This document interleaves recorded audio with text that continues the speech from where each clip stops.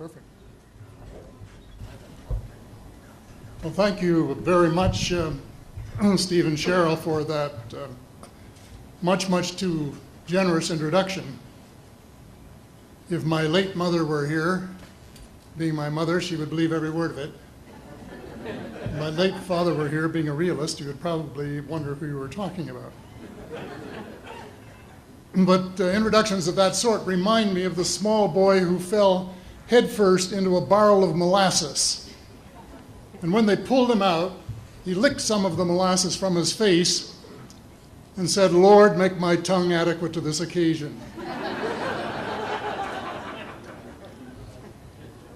Well, actually, this is not my night for humor, and I'm not a match for either Stephen or George.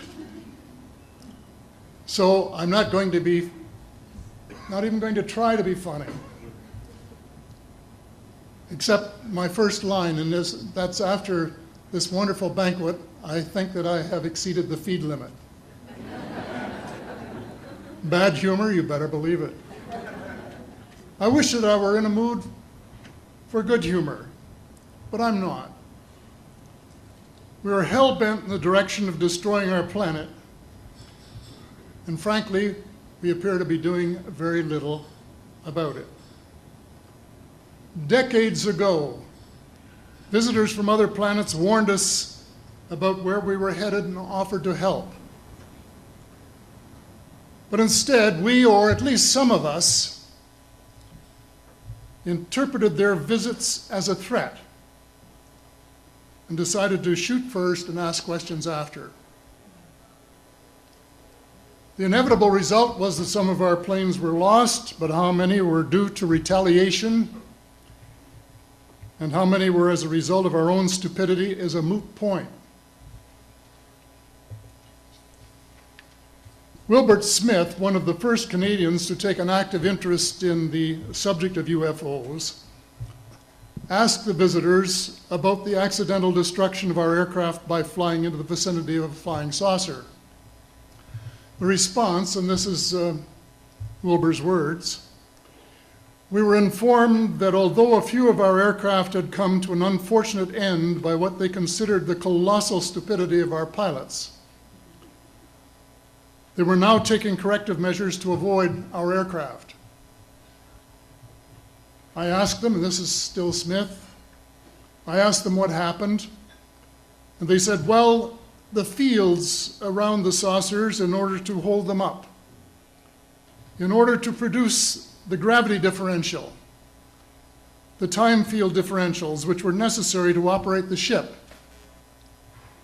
These sometimes produced field combinations which reduced the strength of materials to the point where they were no longer strong enough to carry the loads that the materials were expected to carry." Now, as we know, aircraft, particularly the military type, are built with a rather small factor of safety. And in these regions of reduced binding, the materials are no longer strong enough to carry the load, and the craft simply comes apart. When I read that, I was reminded of the late, great soprano Lily Pons, who used to smash crystal goblets with her high C. She would direct the sound at them, and something in the sound waves would change the structure of the glass, and it would fly apart. Well, this didn't satisfy our military chiefs, who must have thought that it was more important to secure American nuclear superiority, even though using it would result in the annihilation of us all, than to take the hint and start moving the planet back from the brink of global disaster. They, the military, must have been and still are so paranoid that they feel it necessary to use the visitors' technology to fight them off, rather than welcome them as partners in development, though they may have seconded a few renegades to assist them in what can best be viewed as diabolical developments. Stephen has said that talking about UFOs is passé, and that we should be talking or limiting our talk to exopolitics. Well, Stephen, I agree with you in theory, but in reality we have a problem when official US policy insists that UFOs don't exist. The veil of secrecy must be lifted, and it has to be lifted now, before it is too late. It is ironic that the US would begin a devastating war, allegedly in search of weapons of mass destruction, when the most worrisome developments in this field are occurring in your own backyard. It is ironic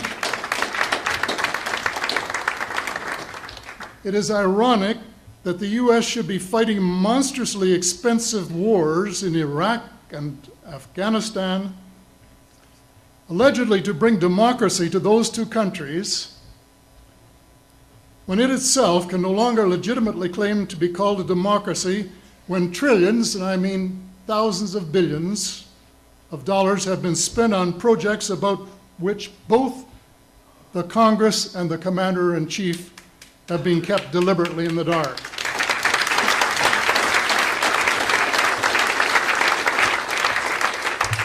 How much has been accomplished in 60 years of feverish activity by some of the most educated minds in the United States?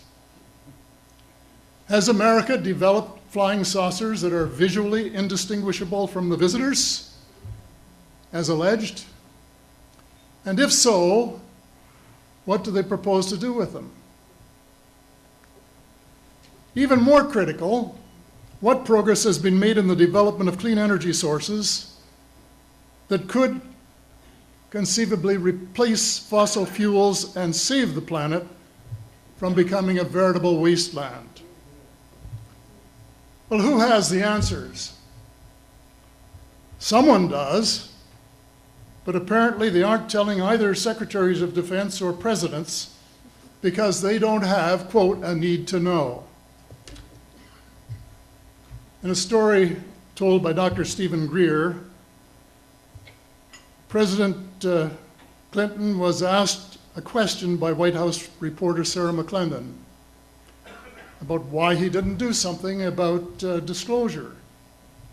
And Clinton replied, "Sarah, there's a government inside the government, and I don't control it."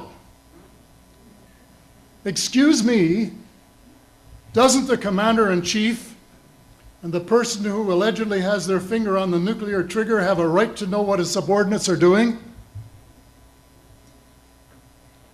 The people of the United States who have paid the bills have the right to know.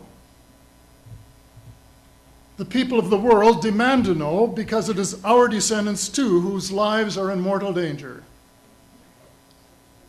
It is time for the people of the United States to launch a new war against the evil of lies, deceit, and darkness, and go all out to win the victory of truth and transparency and light.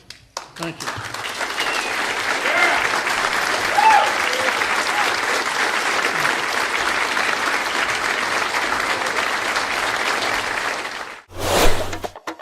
Ich glaube, er sagte, das sind Teile von einer fliegenden Untertasse.